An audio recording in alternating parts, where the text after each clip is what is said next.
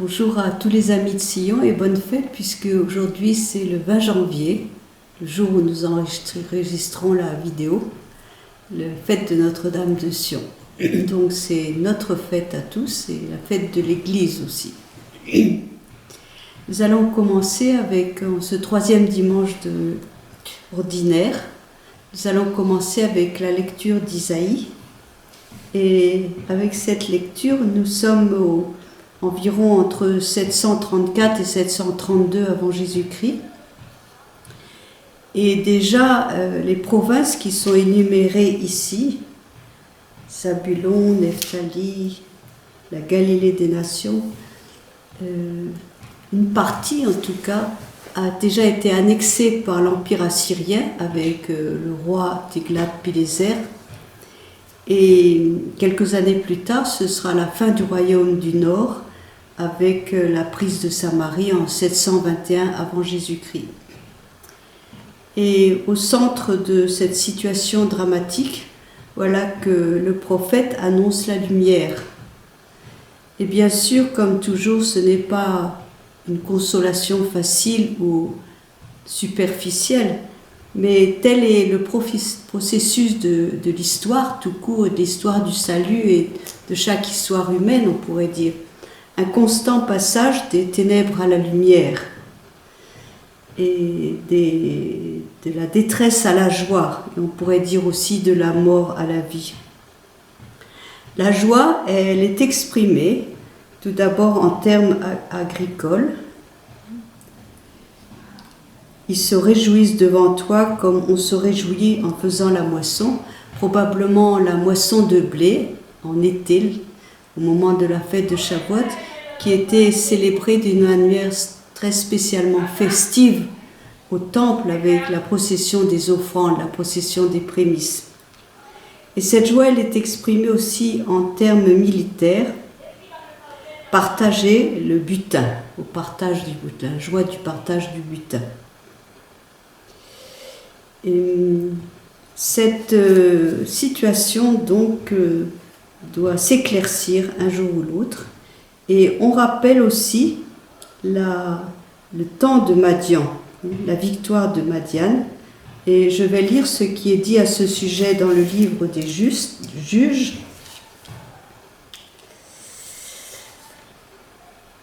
Lorsque le Seigneur avertit le peuple qui est avec toi est trop nombreux pour que je livre Madian entre ses mains.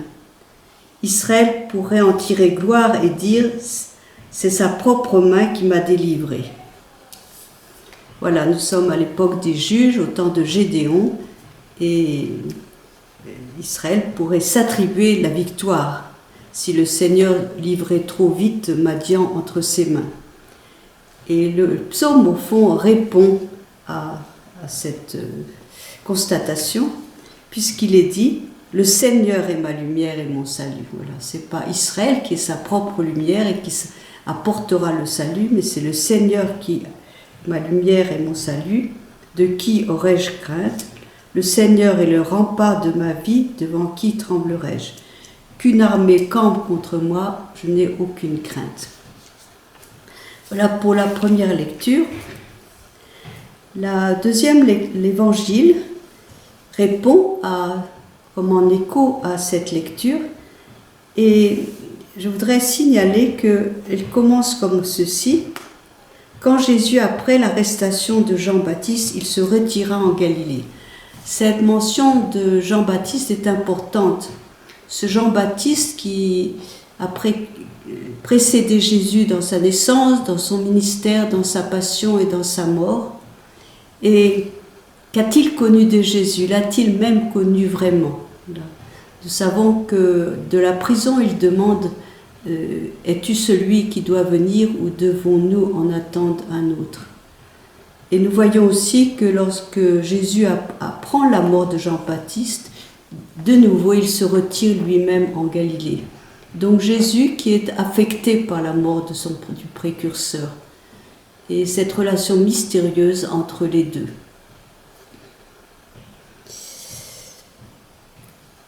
Jésus va, pour ainsi dire, suivre Jean-Baptiste, comme un disciple suit son maître. Et comme Jean-Baptiste avait prêché la venue proche du royaume et invité le peuple à la conversion, Jésus va commencer son ministère de cette manière. Convertissez-vous car le royaume des cieux est tout proche. Voilà. Cette lumière dont parle Isaïe, eh bien c'est la lumière du royaume et il ne peut être plus proche puisqu'il est présent dans la personne de Jésus. Et Jean-Baptiste également prêchait la conversion du cœur, la métanoïa en Grèce, un retournement de l'esprit, et le teshuva, le retour du cœur vers Dieu en hébreu. Et Jésus commence son ministère en Galilée, cette Galilée des nations, et ce n'est pas indifférent non plus, parce que cette région était habituée à un brassage de nations, de peuples étrangers à cause des invasions successives, et ça a toujours été finalement une nation, une région ouverte. Donc Jésus commence son ministère dans cette Galilée des nations. Il était important que Jésus commence son ministère dans cette Galilée des nations, comme il était important qu'il naisse à Bethléem, aux confins du désert, signe de dénuement, et comme il était important qu'il meure et ressuscite à Jérusalem, le lieu de l'autorité religieuse, du temple et aussi des conflits religieux. Donc on pourrait parler de la signification théologique de la géographie d'une certaine manière. Et c'est dans ce contexte que Jésus appelle les disciples et ceux-ci répondent immédiatement. On pourrait dire qu'ils font leur propre métanoïa, leur propre teshuva. Ils retournent leur manière de vivre d'une manière radicale. Et ils laissent leur barque, c'est-à-dire leurs moyens de subsistance. Ils laissent leurs attaches familiales en laissant leur père. Et puis, ils remettent leur liberté dans la main du nouveau maître qu'ils suivent. C'est-à-dire, ils vont immédiatement se mettre à la suite de Jésus.